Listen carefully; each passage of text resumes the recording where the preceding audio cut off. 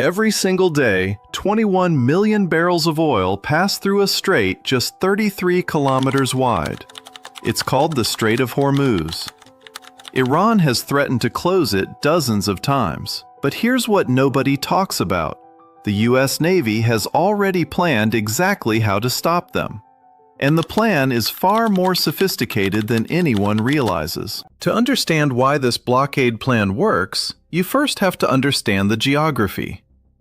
The Persian Gulf is essentially a bathtub, 989 kilometers long, but with only one exit, the Strait of Hormuz. Iran's entire coastline wraps around the northern shore.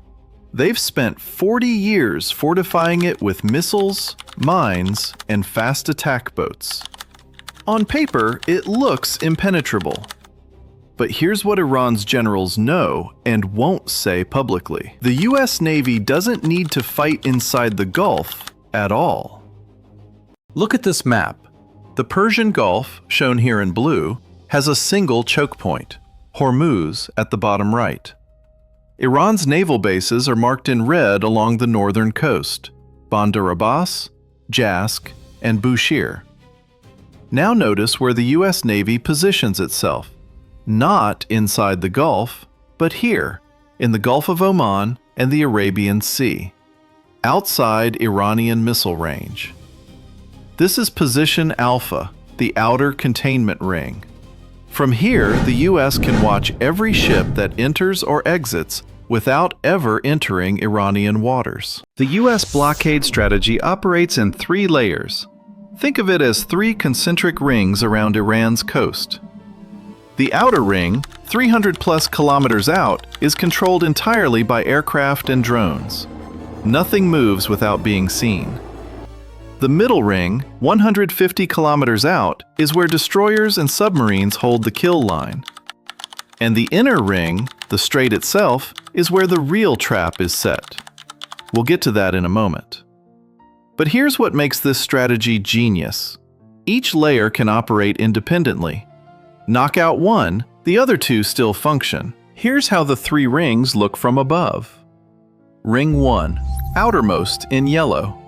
This is the surveillance and air dominance zone. P-8 Poseidon aircraft and MQ-4C Triton drones fly continuous 24-hour loops here.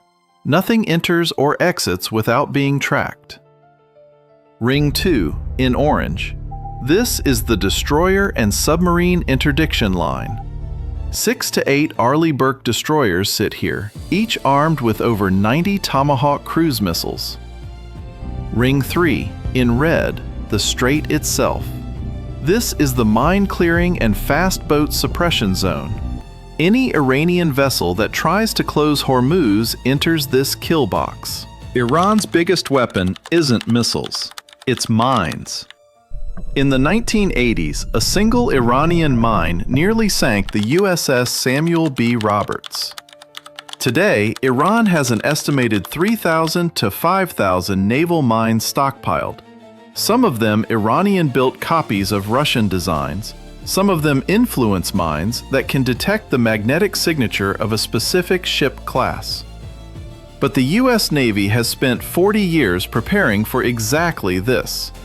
They have dedicated mine countermeasure ships, MH-53E helicopter sweepers, and now unmanned underwater vehicles that can map and neutralize an entire minefield without putting a single sailor at risk. Here's the mine threat visualized.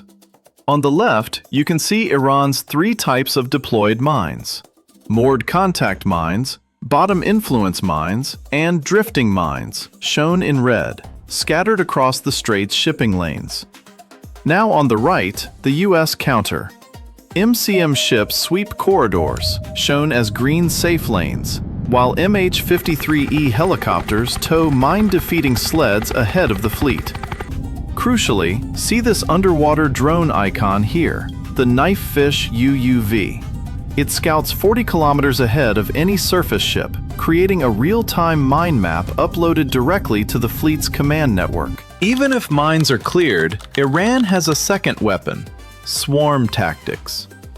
Hundreds of small, fast IRGC boats armed with rockets and torpedoes attacking simultaneously from multiple directions.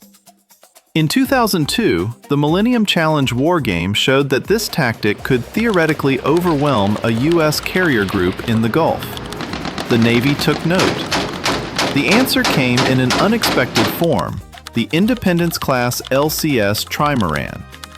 Wide, stable, fast at 45 knots, and designed specifically for this kind of shallow water, high-threat environment. It can launch drones, deploy underwater sensors, and engage swarms at ranges the speedboats never expected. Watch what happens when a swarm attacks. Here, shown in red, 40 IRGC speedboats approach from multiple vectors. A conventional destroyer, shown in gray, has a 360-degree radar picture but limited deck guns. Now add 2 LCS trimarans, shown in yellow, positioned on flanking corridors. Each LCS launches a squadron of MQ-8 Fire Scout drones, shown as yellow triangles, which create an early warning perimeter 20 kilometers out. The swarm is detected, categorized, and engaged at maximum range before a single boat gets close enough to use its weapons. Here's the part most analysts miss.